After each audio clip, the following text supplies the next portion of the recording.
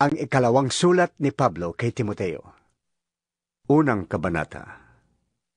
Mula kay Pablo na niloob ng Diyos, na maging apostol ni Kristo Jesus, upang mangaral tungkol sa buhay na ipinangakong makakamtan natin sa pamamagitan ng pakikipag-isa kay Kristo Jesus.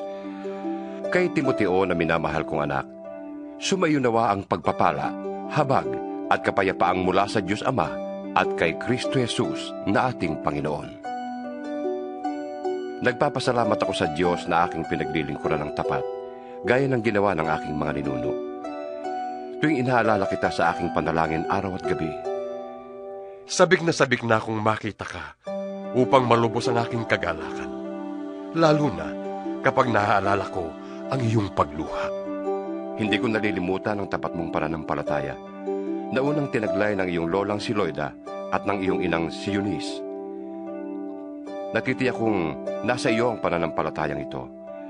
Dahil dito, ipinapaalala ko sa iyo na gamitin mong mabuti ang kaloob na ibinigay sa iyo ng Diyos nang ipatong ko sa iyo ang aking mga kamay.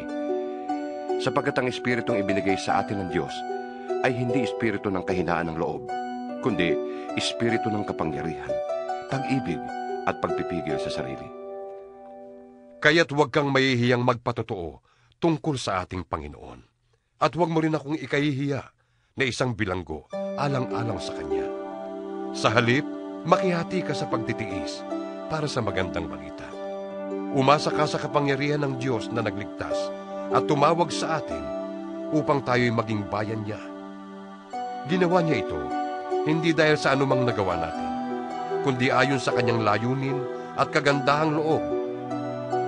Ito'y ibinigay na niya sa atin sa pasimula pa, sa pamamagitan ni Kristo Jesus.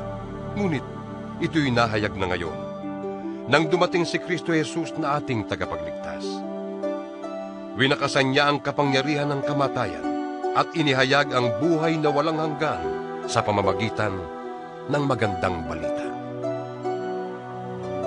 Dahil sa magandang balitang ito, ako'y ginawang tagapagbalita, apostol at guro.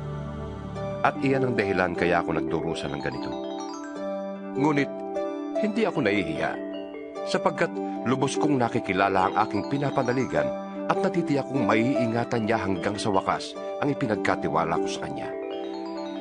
Gawin mong batayan ang mabubuting aral na itinuro ko sa iyo, at manatili ka sa pananampalataya at sa pag-ibig na tinanggap natin sa pamamagitan ng ating pakikipag-isa kay Kristo Jesus. Sa tulong ng Espiritu Santo na nasa atin, ingatan mo ang lahat ng ipinagkatiwala sa iyo. Alam mong ako'y iniwan ng lahat ng kapatid natin sa Asya, pati na nina Figelo at Hermogenes. Pagpalain nawa ng Diyos ang sambahayan ni Onesiforo. Maraming pagkakataong ako'y kanyang inaliw at hindi niya ako ikinahiya kahit ako'y isang bilanggo.